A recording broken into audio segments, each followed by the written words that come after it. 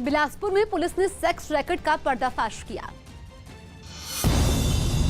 छत्तीसगढ़ के बिलासपुर में sex racket का पर्दाफाश करते हुए पुलिस ने 5 लड़कियों समेत 7 लोगों को गिरफ्तार किया। उत्तराखंड के रामनगर में बरसाती नाले को पार करने की कोशिश में एक बाइक सवार तेज बहाव में बहने लगा, जिसे पास मौजूद लोगों ने मुश्किल से बचाया। उत्तराखंड के जंगलों में हुई भारी बारिश की वजह से नेशनल हाईवे 309 पर पानी जमा हो गया, जिससे गाड़ियों को निकलने के लिए कई घंटों तक इंतजार करना पड़ा। देश भर में बाढ़ के हालात पर पीएम मोदी आज केरल, कर्नाटक, बिहार और असम के मुख्यमंत्रियों के साथ बैठक करेंगे। यूपी के 20 जिलों के 800 गांव बाढ़ से प्रभावित हैं, जबकि कई नदियां खतरे के निशान से ऊपर बह रही हैं। केरल के 7 जिलों में भारी बारिश को लेकर रेड अलर्ट जारी किया गया है। वहीं जल स्तर बढ़ने की वजह से पंबा डैम के सभी गेट खोल दिए गए हैं। क्रिकेटर मोहम्मद शमी की पत्नी हसीन जहां ने सोशल मीडिया पर जान से मारने और रेप की धमकी का आरोप लगाते हुए कोलकाता पुलिस को शिकायत दर्ज करवाई है। हसीन जहां के मुताबिक उन्होंने राम मंदिर जन्मभूमि के पूजन पर हिंदुओं को शुभकामनाएं दी थी, जिस पर कट्टरपंथियों ने उन्हें अभद्र भाषा के साथ रेप तक की धमकी दे दी। 5 अगस्त राम मंदिर भूमि पूजन की शुभकामनाएं मैंने अपने सोशल मीडिया के थ्रू हिंदू समाज के समस्त हिंदू भाई बहनों को दिया। इसी वजह से कुछ कट्टरपंथी मीन माइंडेड लोगों ने मुझे अभद्र भाषा की इस्तेमाल करते हुए कमेंट किया, मुझे यहाँ तक कि मर्डर करने की धमकी दी, मुझे रेप तक करने की धमकी दी। इस बात से मैं असंतुष्ट होकर कोलकाता लाल बाजार सीपी और साइबर क्राइम में कंप्लेन दिया है। देश के कई राज्यों में बाढ़ से हो रही तबाही के बीच पीएम मोदी आज मुख्यमंत्रियों के साथ बैठक करेंगे। इसमें बाढ़ से सबसे ज्यादा प्रभावित केरल, कर्नाटक, बिहार और असम के भी सीएम शामिल होंगे। बैठक में गृह मंत्रालय और जल संसाधन मंत्रालय के आला अधिकारी भी शिरकत करेंगे। बैठक में देश के सबसे ज्यादा बाढ़ प्रभावित राज्यों में बाढ़ के हालात और राहत बचाव के कामों में तेजी लाने पर चर्चा होगी। बैठक में आने वाले समय में नदियों के बढ़ते हुए जलस्तर की वजह से पानी के बेहतर प्रबंधन पर भी रणनीति तैयार की जाएगी। बारिश के मौसम में देश में बाढ़ का कहर जारी है। उत्तर से लेकर दक्षिण देश के आधे से ज्यादा हिस्सा बाढ़ की चपेट में है। एक तरफ उत्तराखंड, उत्तर प्रदेश, बिहार बाढ़ का कहर झेल रहे हैं, तो दूसरी तरफ केरल और कर्नाटक जैसे दक्षिण राज्यों में भी बाढ़ से तबाही मची हुई है।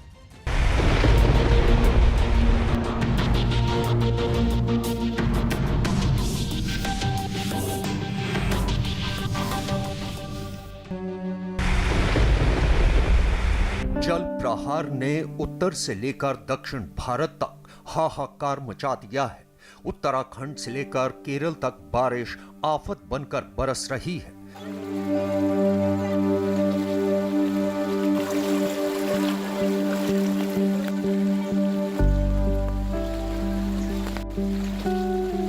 लगातार हो रही बारिश की वजह से पहाड़ भी चूर-चूर होने लगे हैं, जिसकी वजह से लोग दहशत में हैं।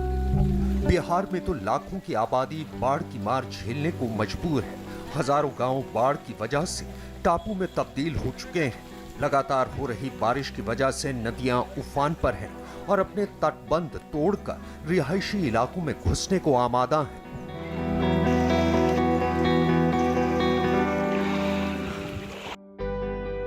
कर्नाटक में भी बाढ़ और बारिश कहर बरपा रही है।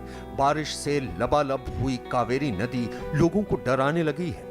केरल में भी बारिश की वजह से जमीन खिसकने की वजह से कई लोगों की मौत हो गई। आलम यह है कि लोग सड़क पर नाव के सहारे सुरक्षित जगहों की ओर जाने को मजबूर हो गए।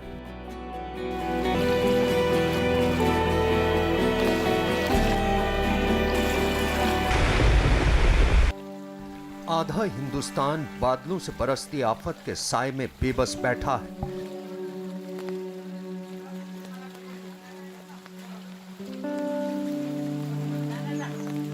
तस्वीरें केरल के कासरगोड की हैं। केरल के कई जिलों में बारिश थमने का नाम नहीं ले रही। राज्य की तमाम बड़ी नदियां खतरे के निशान के ऊपर बह रही हैं, जिनका पानी तेजी से रिहायशी इलाकों में दाखिल हो रहा है। कासरगोड इलाके में भी तेजस्विनी नदी का पानी बस्तियों में दाखिल हो चुका है, जिसकी वजह से 300 से ज्यादा परिवारों को नावों की मदद से सुरक्षित जगहों में शिफ्ट किया गया।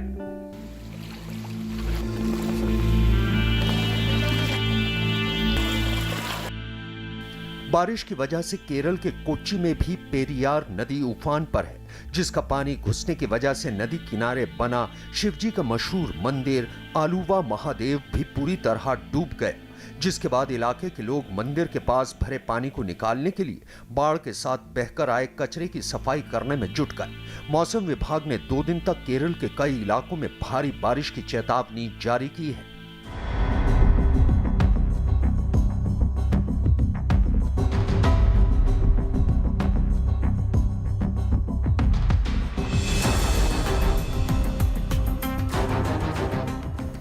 केरल की इडुक्की में भी लगातार हो रही बारिश की वजह से जमीन खिसक गई। इडुक्की में जमीन खिसकने से हुए हादसे में लापता लोगों की तलाश में राहत और बचाव अभियान चलाया जा रहा है। यहां से जो तस्वीरें आई उनमें कई टीमें राहत और बचाव के काम में जुटी दिखाई दी। बताया गया कि जिस जगह यह घटना हुई वहां चाय के बागान में काम करने वाले मजदूरों की एक कॉलोनी थी, जो जमीन खिसकने के बाद आए मलबे में पूरी तरह दब गई। इस हादसे में मरने वालों की संख्या बढ़कर 27 पहुंच चुकी है। मलबे में दबे लोगों को निकालने के लिए खुदाई करने वाली मशीनों को मलबा हटाने में लगाया गया है।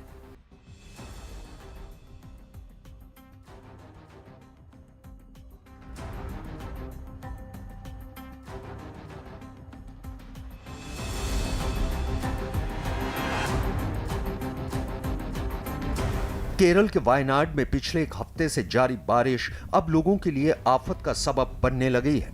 लगातार हो रही बारिश की वजह से शहर की एक कॉलोनी बारिश के पानी के साथ बहकर आए कीचड़ की चपेट में आ गई, जिसकी वजह से 2 मकानों को भारी नुकसान पहुंचा है। मौसम विभाग ने वायनाड में 11 अगस्त तक भारी बारिश की आशंका की वजह से रेड अलर्ट जारी किया है।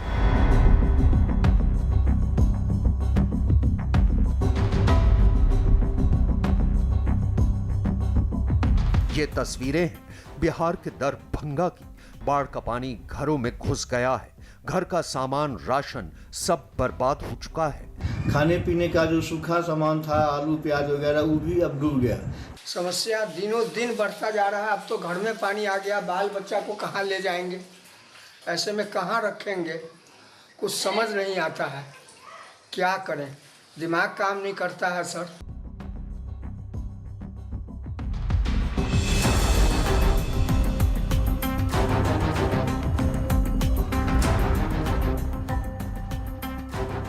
बिहार में बाढ़ की मार झेल रहे लोगों के बीच अब खाने पीने की समस्या खड़ी हो गई है। अब तक बिहार के 16 जिलों के 70 लाख लोग बाढ़ की चपेट में आ चुके हैं। शहर के एक मोहल्ले से सामने आई तस्वीरों में सभी मकान पानी में डूबे दिख रहे हैं। वहां की सड़क नदी में तब्दील हो गई और उस पर नाव चलती नजर आई। कुछ लोग इस नाव पर बैठकर गांव छोड़कर दूसरी जगहों पर जाते दिखे। कुछ ऐसे भी हैं जो बाढ़ के पानी से घिरे अपने मकान को छोड़कर नहीं जाना चाहते और घर की ऊपरी मंजिलों पर कैद होकर रह गए हैं। दरभंगा के इस इलाके में पिछले 15 दिनों से पानी का कब्जा है और अब लोगों के सामने खाने पीने का सामान भी नहीं बचा है। बाढ़ में फंसे लोगों ने सरकार और प्रशासन से मदद की भी गुहार लगाई।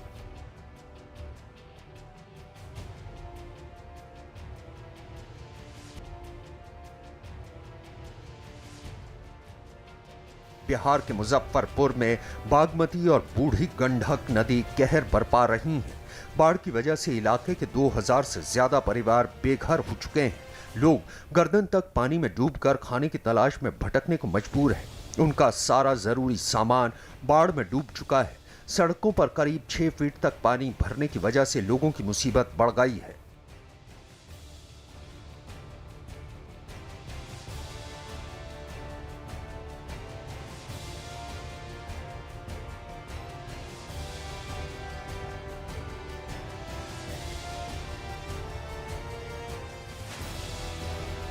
बिहार के समस्तीपुर में भी बागमती नदी ने अपने तटबंध तोड़कर कई गांवों को अपनी चपेट में ले लिया है।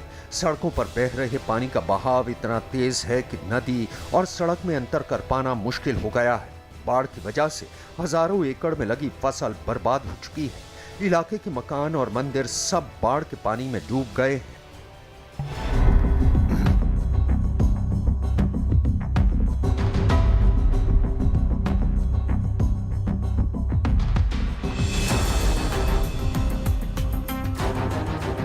बिहार के बेगूसराय में लगातार हो रही बारिश की वजह से बलान नदी पर बने बांध के टूटने की आशंका से लोग दहशत में हैं। बाढ़ की वजह से बांध के पानी ने कई इलाकों को अपनी चपेट में ले लिया है। प्रशासन की ओर से मदद नहीं मिलने की वजह से लोग खुद ही बांध से निकल रहे पानी को गांवों में घुसने से रोकने की कोशिश करने में लगे हैं, लेकिन बाढ़ के पानी का वेग ऐसा है कि हर कोशिश नाकाम हो रही है।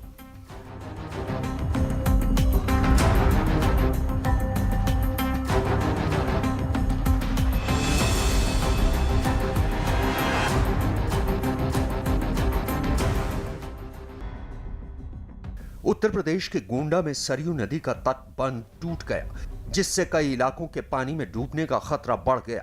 वहां बाढ़ को रोकने के लिए बने बांध पर पिछले कुछ दिनों से दबाव बन रहा था, जिसकी मरम्मत नहीं होने से बांध टूट गया और सरयू के प्रचंड वेग ने धरती को काटना शुरू कर दिया। धार के सामने जो आया पानी में बह गया। बाढ़ के खतरे को देखते हुए तटबंध के करीब बसे लोग अपना सामान समेटकर गांव छोड़ने पर मजबूर हो गए। जानकारी मिलते ही प्रशासन के लोग भी घटना वाली जगह पहुंचे और तटबंध टूटने से होने वाले नुकसान का मुआयना किया। जो तकरीबन 40 से 45 मीटर के बीच में वो कटान हुई है। अभी तक जानकारी मिली है वो आबादी क्षेत्र में धीरे धीरे से पानी पहुंचना शुरू हो रहा है। उत्तराखंड के रुद्रप्रयाग में भारी बारिश से पहाड़ खिसक कर सड़क पर आ गया। इसकी वजह से केदारनाथ यात्रा पर ब्रेक लग गया। पहाड़ खिसकने की वजह से कई जगहों पर रास्ते बंद हो गए, जिसकी वजह से सैकड़ों यात्री रास्तों में फंस गए। आलम यह है कि गाड़ी तो दूर, लोगों के लिए पैदल भी सड़क पार करना मुश्किल हो गया। लोग जान जोखिम में डालकर रस्सी की मदद से मलबा गिरने से बंद सड़क पार करने को मजबूर है।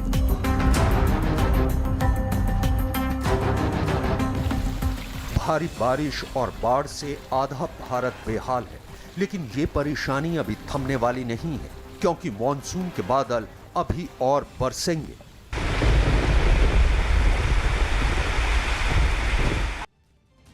उत्तर प्रदेश के अमरोहा में चंदन की तस्करी करने वाले एक गिरोह को पकड़ा गया।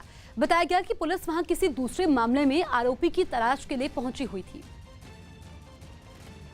लेकिन वो जैसे ही आरोपी के ठिकाने पर पहुंची, टीम में शामिल पुलिस वाले हैरान रह गए। गोदाम के अंदर करोड़ों की कीमत की चंदन की लकड़ियां मौजूद थी। लाल और सफेद चंदन की ये लकड़ियां वहां बोरों में भरकर रखी गई थी। यही नहीं, गोदाम के अंदर लकड़ी चीरने वाली मशीनें भी मौजूद थी। छापा मारने वाली टीम में मौजूद अधिकारी चंदन को सूंघकर उसकी जाँच करते दिखे। इसमें हमने जब कई ठिकानों पर छापेमारी की तो एक ठिकाने पे चंदन की लकड़ी भारी मात्रा में पकड़ी गई है। यह लकड़ी जो है स्मगल करके चाइना और जापान इत्यादि देशों में भेजी जाती है। बाद में वन विभाग को भी मामले की जानकारी दी गई और करीब 50 करोड़ रुपए कीमत वाली इन लकड़ियों को ट्रक में लादकर वहां से हटा दिया गया। बताया गया कि तस्कर इस चंदन को दूसरे देशों, खासकर चीन और जापान में भेजते